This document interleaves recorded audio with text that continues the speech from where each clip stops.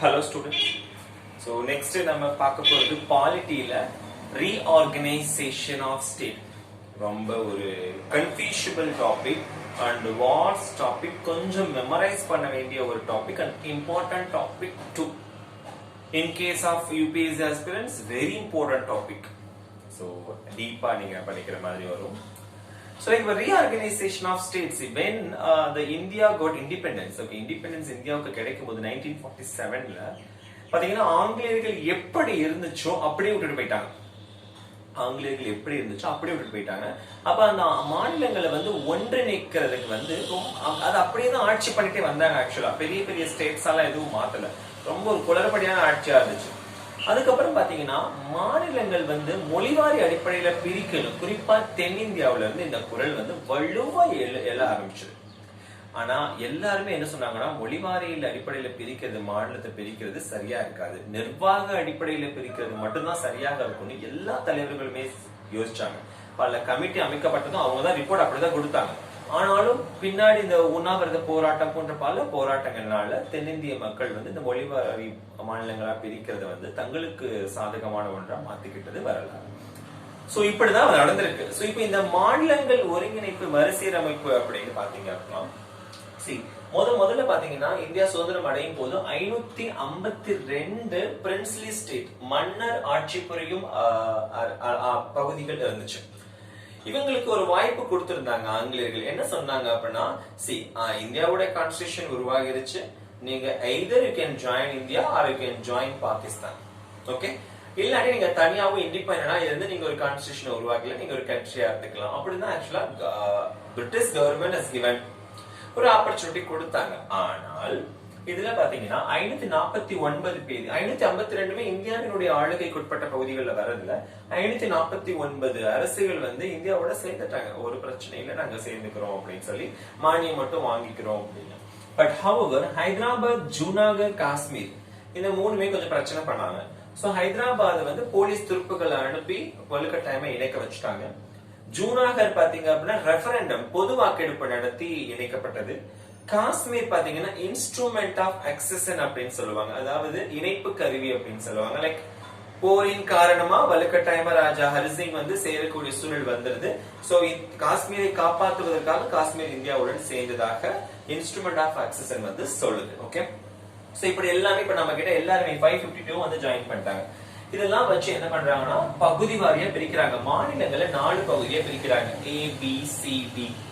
இந்த ABCD ல பாத்தீங்கன்னா ஒரே ஒரு மாநிலம் தான், அந்தமான் நிக்கோபார் மட்டும். அது ஒரு தனி மாநிலமா தான் இருந்துச்சு. ஓகே, அப்போ இந்த யூனியன் டெரிட்டரிஸ் அப்படிங்கிற பேச்சு எல்லாம் கிடையாது. So Andaman Nicobar part D ல இருந்திருக்கும். Okay, S. சோ 29 மாநிலங்கள் மொத்தமா அந்த 4 பகுதியை சேர்த்துனா அப்ப இருந்துச்சு. ஓகே, சோ பிஃபோர் 1950, அதாவது சுதந்திரம் அடையும் போது அந்த கான்ஸ்டிடியூஷன் கொண்டு வந்த உடனே இந்த மாதிரி இருந்துச்சு நம்மளுடைய இதுல சட்டத்துல. ஓகே, சோ இப்போ என்ன நடக்குதுன்னா இப்ப இதெல்லாம் வந்து மாத்தணும் அப்படிங்கறத வரலாறு. இதை மாத்துறதுக்காக என்ன வருது அப்படின்னா, ஃபார் எக்ஸாம்பிள் இதை இப்ப மாத்தணும். இப்ப அந்தமான் நிக்கோபார் வந்து பார்ட்டியில இருக்கு 4 பகுதி. இது வந்து மக்கள் என்ன பண்றாங்கன்னா பெரிய ஒரு போராட்டம் பண்றாங்க, மொழிவாரி அடிப்படையில பிரிக்கணும், மொழிவாரி அடிப்படையில பிரிக்கணும் அப்படின்னு சொல்லிட்டு போராட்டம் பண்றாங்க. சரி, இப்ப போராட்டத்தினால என்ன ஆகுதுன்னா கடைசியா கவர்மெண்ட் இறங்கி வந்து 1948 ஜூன்ல என்ன பண்ணுதுன்னா எஸ்கே தார் தலைமையில ஒரு குழுவை அமைக்குது. ஒரு குழுவை அமைச்சு நீங்க இன்வெஸ்டிகேட் பண்ணுங்க, மொழிவாரி அடிப்படையில பிரிக்கிறது சாத்தியமாகுமா அப்படின்னு சொல்லி எஸ்கே தார் தலைமையில ஜூன் 1948 ஒரு குழு அமைக்கப்படுது. அந்த குழு தன்னுடைய அறிக்கையை டிசம்பர் 1948 சமர்ப்பிக்குது.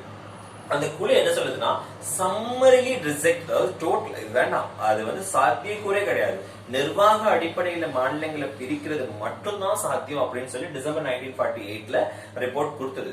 ஆனா அந்த ரிப்போர்ட் கொடுக்கும் அந்த விஷயம் தெரிஞ்சுள்ள ஊரெல்லாம் அப்போ உடனே மறுபடியும் போராட்டங்கள், அஜிடேஷன் எல்லாம் நடக்குது, எதிர்ப்புகள் பயங்கரமாகுது. மறுபடியும் அவசரமா என்ன பண்றாங்கன்னா ஒரு கமிட்டி அமைக்கிறாங்க. அதே வருஷம் immediately after the submission of the report of S K Dhar another committee, JVP கமிட்டின்னு சொல்லுவாங்க. இந்த ஜே பாத்தீங்கன்னா ஜவஹர்லால் நேரு, வல்லபாய் பட்டேல், பட்டாபி சீதாராமையர். சோ ஜவஹர்லால் நேரு, வல்லபாய் பட்டேல், பட்டாபி சீதாராமையர். சோ இவங்க தலைமையில என்ன பண்றாங்க அப்படின்னா ஒரு கமிட்டி அமைக்கிறாங்க. சோ இவங்க தலைமையில ஒரு கமிட்டி அமைச்சு அவங்க ரிப்போர்ட் ஏப்ரல் 1949ல சப்மிட் பண்றாங்க. சோ இவங்க என்ன சொல்றாங்க அப்படின்னா இந்த தலைவர்கள் இருந்தும் அப்போதைய பிரதமர் உள்ளடக்கிய தலைவர் தான் அவருமே என்ன சொல்றாருன்னா நிர்வாக அடிப்படையில் பிரிக்கிறது மட்டும்தான் சாத்தியக்கூறா இருக்குமே தவிர கண்டிப்பா இது சாத்தியக்கூறே கிடையாது. மொழிவாரி அடிப்படையில் பிரிக்கிறது சாத்தியக்கூறே கிடையாது அப்படிங்கிற கண்டிஷனுக்கு வர்றாங்க. சோ இப்போ 1953 கடைசி என்ன நடக்குது அப்படின்னு சொல்லிட்டு கொஞ்ச நாள் போகுது. ஆனா திடீர்னு என்னன்னா இந்த ஆந்திரா மொழி போராட்டத்துக்கு பேர் போன ஒரு இடம் இல்லையா, நம்ம தமிழ்நாடு மாதிரியே. சோ 1953 பொட்டி ஸ்ரீராமுலு அப்படிங்கிற ஆந்திராக்காரர், ஓகேவா, தெலுங்கு பேசும் மக்களை தனியா பிரிக்கணும், ஆந்திராங்கிற ஸ்டேட்டை உருவாக்கணும், மெட்ராஸ் ஸ்டேட்ல இருந்து ஆந்திராவை பிரிக்கணுங்கிற ஒரு பெரிய போராட்டம். கிட்டத்தட்ட 56 நாட்கள் உண்ணாவிரத போராட்டம் இருந்து இறந்து விடுகிறார். சோ இது பெரிய அதிர்வலைகளை கிளப்பி வேற வழியே இல்லாம கவர்மெண்ட் ஆந்திராங்கிற ஒரு மாநிலத்தை உருவாக்குது. சோ முதல் மொழிவாரி மாநிலம் உருவாக்கப்பட்டது 1953 தான். ஆந்திர பிரதேசம், அதுவுமே ஆந்திர பிரதேசம் மொழிவாரி அடிப்படையில் ஒரு மாநிலம் உருவாச்சு, தெலுங்கு பேசும் மக்களை கொண்ட மாநிலம் உருவாச்சு அப்படின்னா அது ஆந்திர பிரதேசம் தான். அதுவும் 1953 தான் உருவாக்கப்பட்டுச்சு. சோ அடுத்ததா பாத்தீங்க அப்படின்னா இப்போ அக்டோபர் 1953 ஆந்திர பிரதேஷ் உருவாகிருச்சு. ஓகே, சோ பொட்டி ஸ்ரீராமுலு அப்படிங்கிற காங்கிரஸ்காரனுடைய அந்த இதனால உருவாகிருச்சு. Okay fine. இதுக்கப்புறம் என்னன்னா அப்ப ஒரு ஸ்டேட்டை உருவாக்கியாச்சு, மத்த ஸ்டேட்காரவங்க விடுவாங்களா? விட மாட்டாங்க. அப்ப என்ன பண்றாங்கன்னா கம்பல் பண்றாங்க, எங்களுக்கும் மொழிவாரி மாநிலம் வேணும். அந்த பிரஷர் தாங்க முடியாம டிசம்பர் 1953 என்ன பண்ணுது அப்படின்னா ஃபசல் அலின்னு சொல்லுவாங்க, ஃபசல் அலி அவருடைய தலைமையில ஒரு குழு அமைக்கப்படுது. மொத்தம் 3 பேர் கொண்ட குழு. ஃபசல் அலி தலைமையில பாணிக்கர் அப்படிங்கிறவர் ஒருத்தவர், குன்ஸ்ரு அப்படிங்கிற ஒருத்தவங்க. So Panikkar, okay, Panikkar and Kunzru, okay, இவங்க தலைமையில அதாவது ஃபசல் அலி தலைமையில இவங்க 2 பேரை உள்ளடக்கிய ஒரு டீம் ஃபார்ம் பண்றாங்க. இந்த டீம் செப்டம்பர் 1955 தங்களுடைய ரிப்போர்ட்டை சப்மிட் பண்றாங்க. வாட் இட் செட் அப்படின்னா, நாங்க மொழிவாரி மாநிலங்களை உருவாக்குறோம், ஆனா ஒரு மொழிக்கு ஒரு மாநிலம் கொடுத்தோம்னா அப்படிலாம் உருவாக்க முடியாது, இந்தியாவினுடைய யூனிட்டிங்கிறது பாதிக்கப்படும் அப்படிங்கிற ஒரு கருத்தை முன் வச்சு பெரும்பான்மையான மொழி பேசக்கூடிய மக்களை ஒருங்கிணைச்சு மாநிலங்களா உருவாக்கி அதே சமயத்துல நிர்வாக அடிப்படையிலையும் சில விஷயங்களை பிரிக்கிறாங்க. அப்படி பிரிக்கிறப்போ இவங்க சில முன்மொழி சில ப்ரொபோசல்ஸ் கொடுக்கறாங்க. என்னன்னா 16 மாநிலங்கள் உருவாக்கலாம், அதுக்கப்புறம் 3 மத்திய ஆளுகைக்குட்பட்ட பகுதிகள், சென்ட்ரலி அட்மினிஸ்ட்ரேட்டிவ் டெரிட்டோரிஸ் அப்படின்னு சொல்லி கொடுக்கலாம்னு சொல்லி சொல்றாங்க. சோ 16 மாநிலங்கள் 3 யூனியன் டெரிட்டரிஸ் மாதிரிங்கிற கான்செப்டை கொண்டு வராங்க. இப்ப இதுல சென்ட்ரல் கவர்மெண்ட் சில மாடிஃபிகேஷன்ஸ் பண்ணுது. இந்த 16 அப்படிங்கிற மாநிலங்களை 14 மாநிலங்களா மாத்துது. சில மாடிஃபிகேஷன், கேரளா நம்மளுடைய மலபார் டிஸ்ட்ரிக்ட் மெட்ராஸோட இருந்ததை கேரளா கிட்ட கொடுக்கறாங்க, ஹைதராபாத் ஆந்திரா கிட்ட கொடுக்கறாங்க. இப்படி அங்கங்க சில சேஞ்சஸ் பண்ணி, ஓகேவா, தனித்தனி ஸ்டேட்ஸ் 2 எடுத்துட்டு 14 ஸ்டேட்ஸ் மிச்சம் உள்ளதை 6 யூனியன் டெரிட்டரிஸா மாத்துறாங்க. சோ 6 யூனியன் டெரிட்டரிஸ் 14 ஸ்டேட்ஸ் உடனடியாக நடைமுறைக்கு வருது. எப்போ இருந்து அப்படின்னா நவம்பர் 1956 இருந்து நடைமுறைக்கு வருது, நவம்பர் 1ஆம் தேதி. அதனாலதான் தமிழ்நாடு ஒரு மாநிலம், மதராஸ் மாகாணம் உருவாக்கவுமே நவம்பர் 1 தான் நம்ம கொண்டாடிட்டு இருக்கோம். ஓகேவா, இப்போ பேர் மாற்றம் தான் வேற, பட் மாநில உருவாக்கம் நவம்பர் 1. அப்போ இதை கொண்டு வரதுக்கு என்ன பண்றாங்கன்னா 7வது அரசியலமைப்பு திருத்த சட்டம் கொண்டு பகுதி 7ல பாத்தீங்கன்னா மாநிலங்கள் இருந்துச்சு. இந்த 4 பகுதி பார்த்தோம்ல, part A, B, C, D.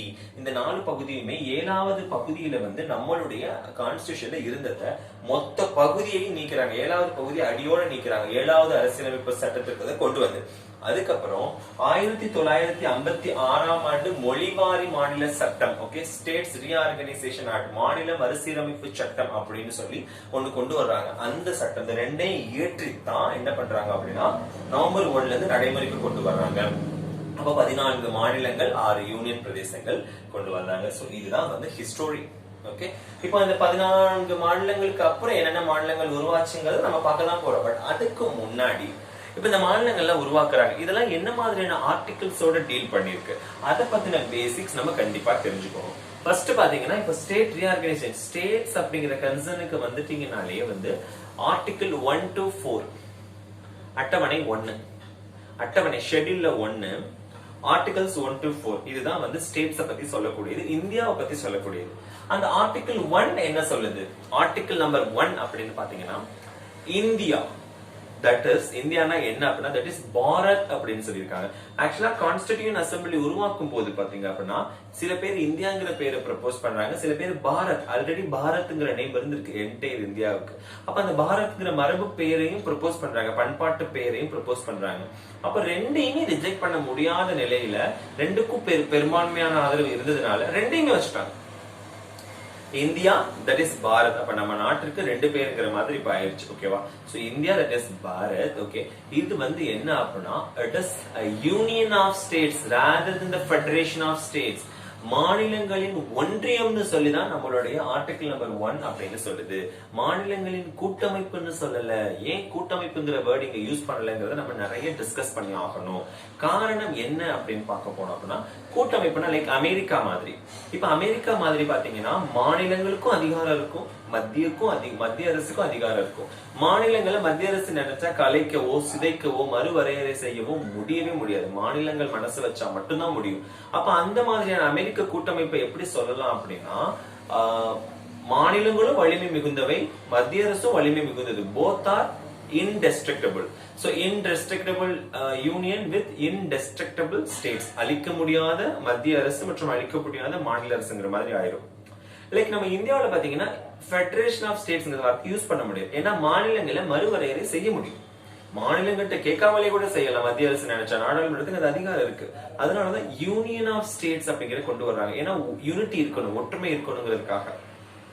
மாநிலங்களும் இஷ்டப்படி பண்ணிக்கலாம்னு ஆயிடுச்சுன்னா அது வந்து ஒருமைப்பாடே வந்து கேள்விக்குறியாயிடும். அப்போ அந்த மாதிரி ஒரு விஷயம் கொண்டு வந்ததுனால என்ன ஆகுது அப்படின்னா யூனியன் ஆஃப் ஸ்டேட்ஸ்ங்கிற வார்த்தையை யூஸ் பண்றாங்க. மாநிலங்களின் ஒன்றியம். அப்போ there is nowhere in our constitution, நம்மளுடைய கான்ஸ்டிடியூஷன் nowhere எங்கேயுமே வந்து ஃபெடரேஷன் கூட்டமைப்புங்கிற வார்த்தை மென்ஷன் பண்ணல. ஆனா அந்த அமைப்பை வச்சுட்டு நம்மளாதான் இது வந்து ஃபெடரலிசம் ஆட்சி இருக்கு அப்படிங்கறத நம்ம சொல்லிட்டு இருக்கோம். ஏன்னா பவர் டிஸ்ட்ரிபியூட் பண்ணிக்கிறாங்க அப்படின்னு சொல்லி. கரெக்டா? Yes, of course. அப்போ யூனியன் ஆஃப் ஸ்டேட்ஸ் அப்படிங்கிற ஒரு விஷயத்தை கொண்டு வந்தாங்க. அம்பேத்கர் இதான் சொல்றாரு, யூனியன் ஆஃப் ஸ்டேட்ஸ் தான் நிறைய பொருள் இருக்கு அப்படின்னு சொல்லி.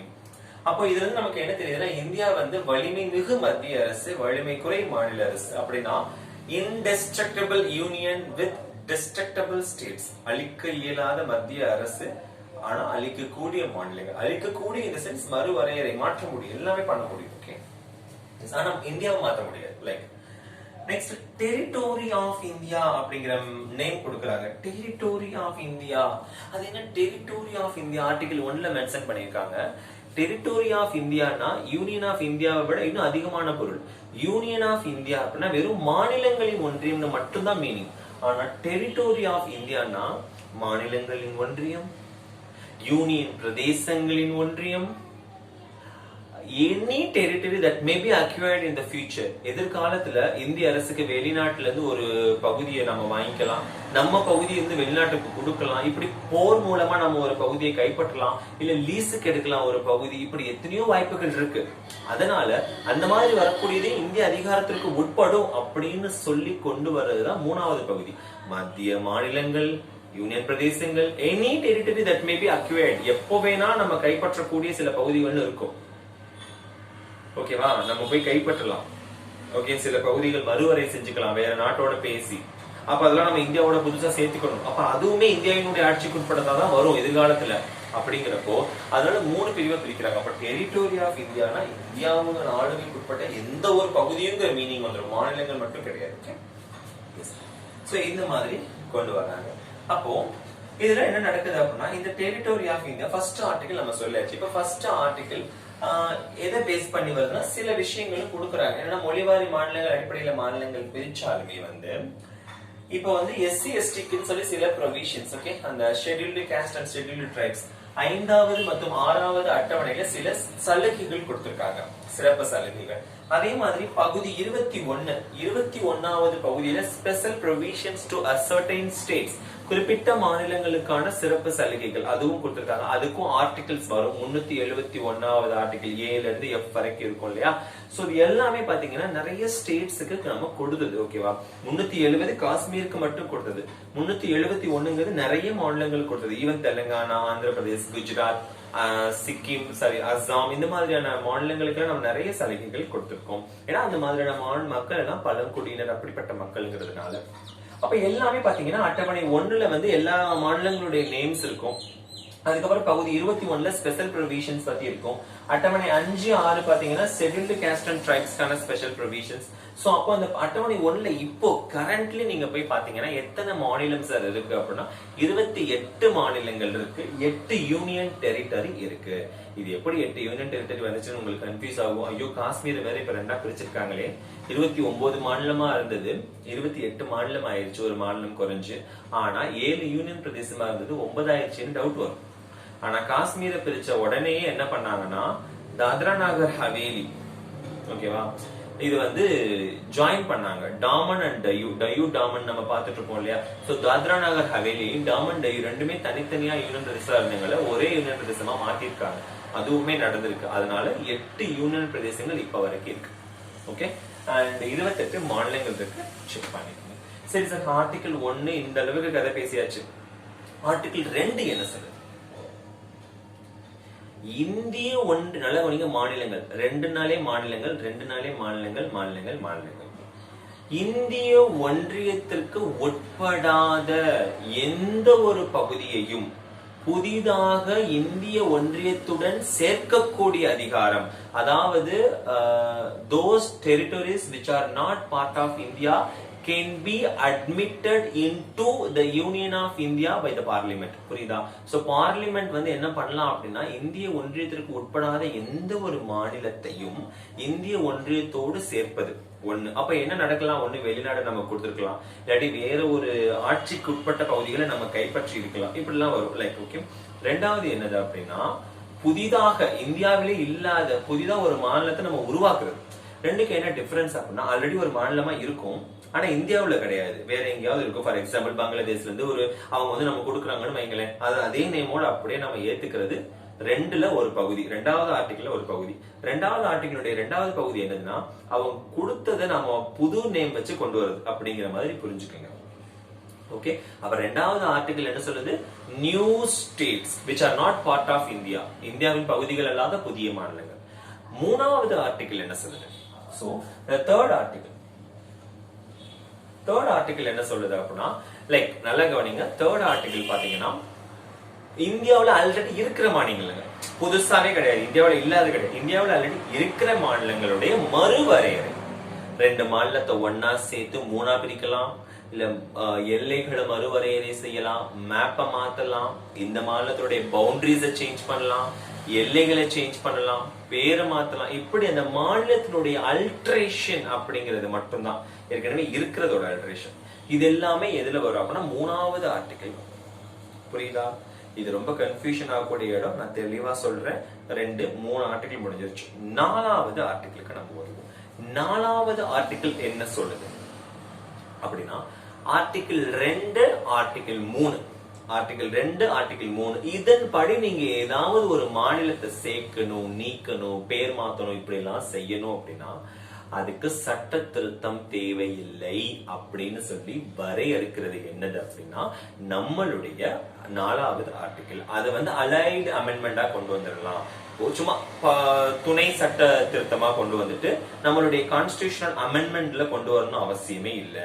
ஃபார் எக்ஸாம்பிள் தமிழ்நாடு வந்து பேர் மாற்றம் சட்டம் பாத்தீங்கன்னா Tamil Nadu rename of Tamil Nadu act அப்படின்னு போட்டாலே போதும், வேற எதுவுமே தேவை கிடையாது. இதுக்கெல்லாம் சட்ட திருத்தம் பண்ண தேவையில்லைன்னு ஆல்ரெடி சொல்லிட்டேன். அப்போ 4வது சட்டமே அதான் சொல்லுது, ஒரு சட்டம் கொண்டு வந்து சாதாரண பெரும்பான்மையோட நிறைவேற்றினாலே போதும்னு சொல்லி 4வது ஆர்டிகிள் சொல்லிடுச்சு. அப்புறம் நான் எதுக்கு இது பண்ணணும்? இப்போ இந்த மேட்டர் வந்து சீரியஸ்லி டிஸ்கஸ்ட் எப்போ அப்படின்னா 1958-59 காலகட்டங்கள்ல இந்தியாவினுடைய ஒரு பகுதியான பெருபாரி அப்படிங்கிற ஒரு பகுதி, நான் ஆல்ரெடி சொல்லியிருக்கேன் பெருபாரி வழக்கு அப்படின்னு. அந்த பெருபாரிய வந்து இந்திய அரசு என்ன பண்ணுச்சு அப்படின்னா நம்மளுடைய பங்களாதேஷ்க்கு கொடுத்துட்டாங்க. ஆனா அப்ப வந்து பயங்கர டிஸ்கஷன். 1960 இந்த வழக்கு பெருபாரி வழக்கு வந்து 1960 நடக்கும் போது என்ன ஆச்சு அப்படின்னா பெருபாரி யூனியனை கொடுக்க கூடாது, கொடுக்கணும்னா கான்ஸ்டிடியூஷனல் அமெண்ட்மெண்ட் தேவைன்னு சொல்லி வழக்கு தொடரப்பட்டது. அப்ப உச்ச நீதிமன்றம் தெளிவா விசாரணை செஞ்சு என்ன தீர்ப்பு கொடுத்துச்சுன்னா ஆர்டிகிள் 2 வந்து இப்ப வந்து வெளிநாட்டுக்கு கொடுக்கறோம், அப்ப ஆர்டிகிள் 3ல வராது. ஆர்டிகிள் 2ஓ 3ஓ எதோ எடுத்துக்கிட்டாலுமே இதுல வந்து செஷன் ஆஃப் எனி டெரிட்டரி அதை பத்தி தெளிவா சொல்லப்படல. செஷன் அப்படின்னா நம்ம வந்து கொடுக்கறது, ஓகேவா? அதை பத்தி எதுவுமே சொல்லல. அப்போ அந்த மாதிரி வர்றப்போ வந்து நம்ம என்ன பண்ண முடியும்? ஒண்ணும் பண்ண முடியாது. அப்போ அந்த இதுக்கு கான்ஸ்டிடியூஷன் அமெண்ட்மெண்ட் பண்ணி தான் ஆகணும். கான்ஸ்டிடியூஷனே அமெண்ட் பண்ணி தான் ஒரு பகுதியை வெளிநாட்டுக்கு கொடுக்கணும் அப்படின்னு சொல்லி உறுதியா சொல்லுது. அதை நிறைவேற்றுறதுக்காக தான் அவசரமா இயற்றப்பட்ட சட்டம் தான் 9வது கான்ஸ்டிடியூஷனல் அமெண்ட்மெண்ட் ஆக்ட், 9வது அரசியலமைப்பு சட்ட திருத்தம் நிறைவேற்றப்படுது. ஆனா அப்ப இருந்து அதிகபட்ச எதிர்ப்பு காரணமா இது செயல்பாட்டுக்கு வரல. இன்றளவும் பெரும்பாலே இந்திய ஒன்றியத்தினுடைய ஒரு பகுதியா இருக்கிறதா தகவல்கள் சொல்லுது. ஓகேவா? சோ அது நிறைவேற்றல். சோ ஏன்னா நிறைய டிஸ்பியூட் போயிட்டே இருக்காது சம்பந்தமா. இது சம்பந்தமா தான் நம்ம தமிழ்நாட்டினுடைய கச்சத்தீவு ரிகார்டிங்லயும் சொல்லியிருப்பாங்க. கச்சத்தீவுமே வந்து அமெண்ட்மெண்ட் பண்ணி கொடுக்காததுனாலதான் இன்னி வரைக்கும் வழக்கு போயிட்டு இருக்கு. இது ஒரு டைம் வந்து சட்டசபை உரையில நம்மளுடைய முன்னாள் முதல்வர் ஜெயலலிதா சொல்லியிருப்பாங்க ரீசெண்டா 2016 அவங்க பேசும்போது. சோ வந்து அமெண்ட்மெண்ட் பண்ணி தான் கொடுக்கணுங்கிறதுனால இந்த அளவும் வழக்கு வந்து போயிட்டு இருக்கு அப்படின்னு சொல்லி. பட் அது தோஸ் அபார்ட். நமக்கு என்ன தெரியணும் அப்படின்னா ஒரு பகுதியை இந்தியாவில இருந்து ஃபாரின் டெரிட்டரிக்கு கொடுக்கணும். நம்ம கண்டிப்பா வந்து என்ன பண்ணணும்? Definitely we have to do constitutional amendment. சரி, மாநில எல்லை வரையறை என்ன பண்றது? மாநில எல்லை வரையறை என்ன பண்றது? அதாவது இப்ப இந்த மாநிலம் எல்லையை மறுவரை செஞ்சுக்கிறாங்க அப்படின்னு வர்றப்போ அந்த மாநிலம் நமக்கு கொடுக்குது. அந்த மாநிலம் ஏதாவது ஒரு பகுதியை நமக்கு கொடுக்குதுன்னா நம்ம சட்டத்திருத்தம் பண்ண தேவையில்லை. நல்லா கவனிங்க, அந்த மாநிலம் நமக்கு ஒரு பகுதியை கொடுக்குதுன்னா சட்டத்திருத்தம் பண்ண தேவையில்லை. ஆர்டிகல் 2 என்ன சொல்லுது? அந்த நாடு நமக்கு பங்களாதேஷ் இப்ப ஏதாவது ஒரு பகுதியை கொடுத்துச்சுன்னா நம்ம என்ன பண்ணிக்கலாம்? ஏன் நான் பங்களாதேஷ் இருக்கிறேன்னா ரொம்ப க்ளோஸ் ஆனது, நிறைய பகுதிகளை நம்ம வந்து அமைதியான முறையில தீர்த்து வச்சிருக்கோம். அதுக்காக சொல்றேன். அப்போ நமக்கு ஏதாவது ஒரு பகுதி கொடுத்தாங்கன்னா நம்ம என்ன பண்ணிக்கலாம்? ஆப்வியஸா வந்து ஒரு சட்டம் மட்டும் ஏற்று அதை நம்மளோட இந்தியாவோட சேர்த்துக்கலாம்னு சொல்லி ஆர்டிகல் 2 சொல்லிருச்சு. ஆனா நம்ம கொடுக்கணும்னாதான் நம்ம வந்து சட்ட திருத்தம் பண்ணணும். கரெக்டா? எஸ். அப்போ அந்த எல்லை வரையறை இருக்குல்ல, இந்த எல்லை நீங்க டிஸ்பியூட், அந்த எல்லை வரையறை தொடர்பான பிரச்சனைக்கெல்லாம் சட்ட திருத்தம் பண்ணணும்னு அவசியம் இல்ல. நார்மல் ஆக்ட் நீங்க பாஸ் பண்ணிட்டாலே போதும்னு சொல்லுது. அப்ப நம்ம ஒரு பகுதியை கொடுக்கணும்னா மட்டும் தான் சட்ட திருத்தம் வேணும். கிளியரா புரிஞ்சதா? இடையில நிறைய கன்ஃபியூஷன் வரும். அப்போ நான் திருப்பி எக்ஸ்பிளைன் பண்ணணும். அதுக்கப்புறம் என்ன நடக்குதுன்னா, இப்ப ரீசெண்டா 2015 100வது அரசியலமைப்பு சட்ட திருத்தம் இயற்றப்பட்டது எதுக்கு? 100வது அரசியலமைப்பு சட்ட திருத்தம் 2015 கொண்டு வந்ததுக்கான காரணம் என்ன அப்படின்னா, இந்தியாவும் பங்களாதேஷும் நிறைய பகுதிகளை மாற்றிக்கொள்ளணும். அவங்க ஒரு 50 பகுதி கொடுக்க, நம்ம ஒரு 100 பகுதியை கொடுக்க, இப்படி பல விஷயமான பகுதிகள் மாற்றப்பட்டதுக்காக இயற்றப்பட்டதுதான் 2015. அதாவது சைலண்டா அமைதி பேச்சுவார்த்தை நடத்தி எல்லை மறுவரை செஞ்சுக்கிட்டாங்க. குறிப்பிட்ட மாநிலங்கள் வந்து பேசிக்கிட்டாங்க. குறிப்பிட்ட சம்பந்தப்பட்ட மாநிலங்கள்கிட்டையும் பேசி எல்லை மறுவரை செய்யப்பட்டது வரலாறு நம்ம வந்து நடந்திருக்கு. 100வது சட்ட திட்டம். Okay, S. சோ இது எல்லாமே வந்து அப் டு திஸ் பேசிக்ஸ். இதுக்கப்புறம் இப்ப மாநிலங்கள் உருவான கதையை நம்ம பார்க்க போறோம். அதை நம்ம அடுத்த வீடியோஸ்ல பார்க்கலாம். தேங்க்யூ.